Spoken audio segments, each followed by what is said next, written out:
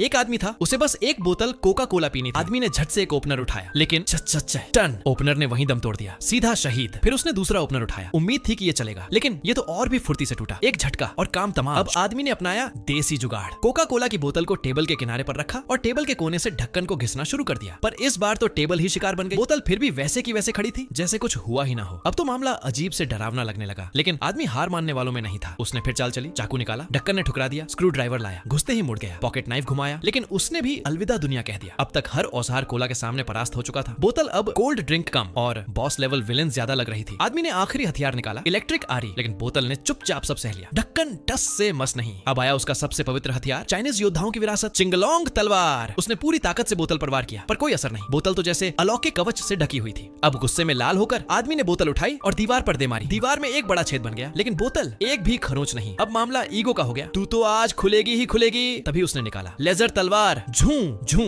झूं, धड़ाधड़ वार किए, लेकिन बोतल पर कोई असर नहीं। उसके चारों ओर जैसे कोई इनविजिबल प्रोटेक्शन शील्ड था। अब तो मैजिशियन भी आया। अब मैं खोलता हूँ इस शैतानी बोतल को, लेकिन जादू भी फेल हो गया। अब आदमी का पारा 7वें आसमान पर था। थका हारा हार मानकर वो वहां से चला गया, और जैसे ही उसने पीठ मोड़ी और बाहर निकला, टिक, बोतल अपने आप खुल गई। अब जो आदमी ने मुड़कर देखा, उसकी आंखें फटी की फटी रह गईं। चेहरे पर ऐसा एक्सप्रेशन जैसे जिंदगी ने उसे थप्पड़ मारा हो। तू मेरे मजे ले रही थी। आखिरकार उसने कोला तो पी ली, लेकिन मन में एक सवाल हमेशा के लिए रह गया, अरे क्या इसे पीने से पहले हिलाना जरूरी था?